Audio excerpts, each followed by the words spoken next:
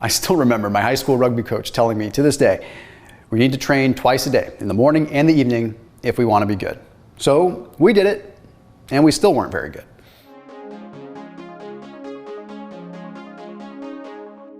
So are doing 2-a-days really effective, or did I just totally give it away by that intro? Look, actually there is a practical application for doing a 2-a-day, for having 2-a-day workouts. And we're gonna break it down how it works and when you would want to apply that. But generally speaking, if you're after body composition, you probably aren't getting a heck of a lot more by going to the gym again in the evening, or by hitting more cardio in the evening, just as a purposeful workout, right? However, there are some interesting mechanisms. So like if you're training as an athlete for competition, we do need to look at the equation. So here's the thing. I am a fan of training in a fasted state. I always have been, okay? I feel better training fasted. I feel more alive. I feel like my body is just working better, and I feel more connected to my body when I'm training in a fasted state.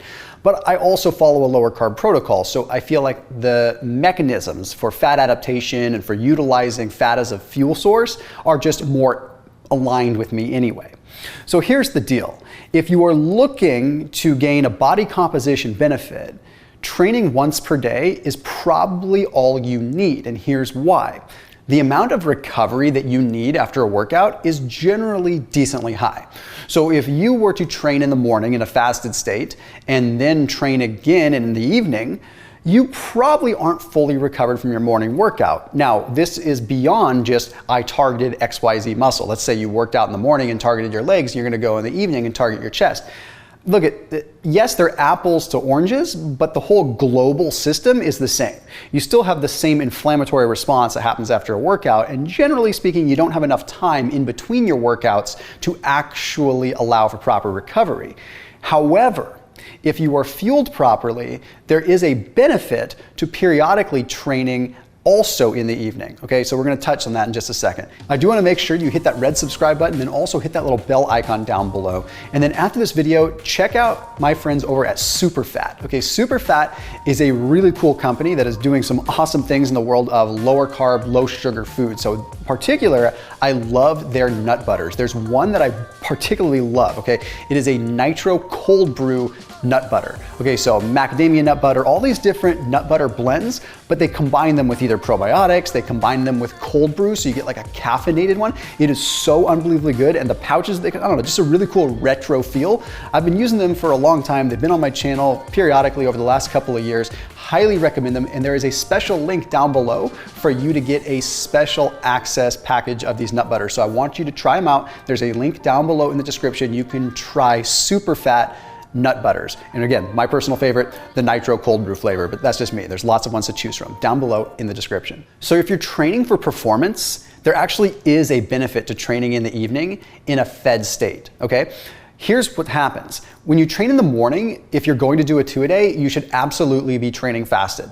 Okay, the only benefit, in my opinion, to training 2-a-days is to exercise both energy systems. Okay, now I filmed a full detailed video on this that comes out in a little while, a couple weeks, but I wanted to go into detail if like the actual training style. Okay.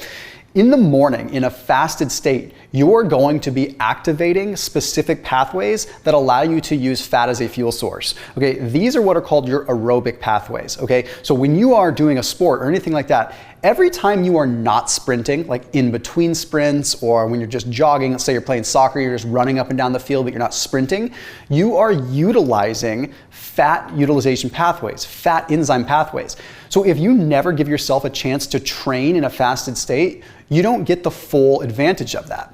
So what can happen is when you train in a fasted state or in a low state, like a low carb state, it conditions your body to get so used to using those fats that you can actually use those fats at a higher percentage of your maximum heart rate. Let me explain what that means. For most people that are not training in a fasted state or don't do low carb, they typically start using glucose for fuel at about 60% of their intensity, meaning up to about 60%, their body is going through traditional aerobic fashion, where it's taking fats, it's combining them with oxygen, and slowly creating energy. But the second you start getting more intense, you switch over to what's called anaerobic, which you've probably heard of before. Anaerobic is when you're more sprinting or when you're pushing weights and you're using carbs for fuel, okay? There's a big difference. Now, this is called your threshold, your aerobic or your anaerobic threshold, right? It's like where you switch over from using fats to using carbs. So generally it's around 60-ish%. But if you condition yourself to training in a fasted state at a relatively high intensity, you bump that up to where you burn fats for fuel up to about 70-75% of your maximum heart rate, which means you can become much more efficient through those periods of time in between sprints and recover faster during a competition or during sport, okay? But you still want to periodically allow yourself to train at a higher intensity with carbohydrates in your system. So here's the thing. I would never really recommend having carbohydrates prior to your morning workout. You miss out on too much fat loss, you miss out on too much fat adaptation, you just miss out. So the only opportunity to ever train in a fed state would ideally be in the afternoon or the evening, but it would ideally come after you've already done a fasted workout. So what I'm saying here, I'm painting a picture, is if I ever do 2-a-days and I'm training for a specific sport or any kind of event, I will get up in the morning, I will do my fasted training at a relatively high intensity, and then I'll go throughout my day eating as usual, and then when it comes down to an afternoon or evening workout, I will purposely have some carbohydrates.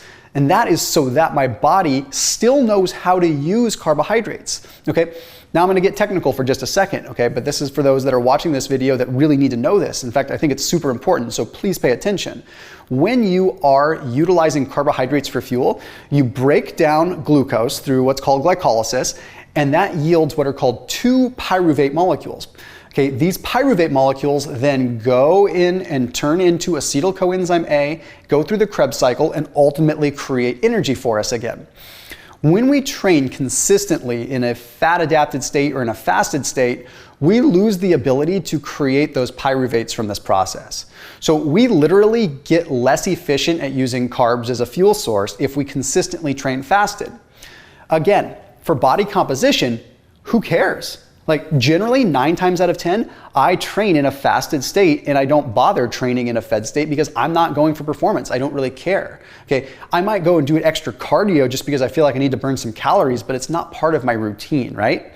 However, if I was trying to make sure that I was well-rounded and could still gain that upper end performance, I would want to get the benefit of being dual fueled. So if you want to be able to get dual fueled and really be able to leverage both energy sources as an athlete, you really should train both ways. Train in the morning fasted, train in the evening in a fed state so you still develop the enzyme ability and still have the levels of pyruvate dehydrogenase that you need to ultimately create energy from acetyl coenzyme A. Okay, so to round it all out, body composition, train in a fasted state. And if you feel like you get woozy training in a fasted state, try it for a few days and you'll probably won't be. Okay, it's really easy to adapt to that. There's, in my opinion, not a lot of reason to consistently train in a fed state unless your nutrition is a lot more on point. Okay, training in the morning in a fasted state, in my personal opinion and my own experience of losing 100 pounds, I will tell you, it gives you a lot more slack with your diet. It just does because you are upregulating fatty acid utilization. If you are consuming carbohydrates prior to your workout exclusively and you never train fasted, your diet needs to be a lot more strict because your body isn't developing the machinery to utilize fats as well.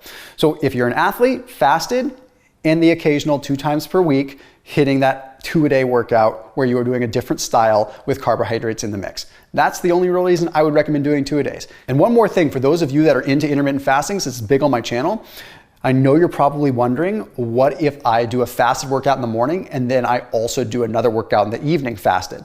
I will tell you, your recovery is probably not going to be there because you're not eating at all and you're not starting that mTOR process to rebuild. You're continuing that autophagic flux, which I know might be complicated for people that are watching this video that aren't into fasting, but the short answer is I wouldn't recommend doing that. As always, keep it locked in here on my channel and I'll see you tomorrow.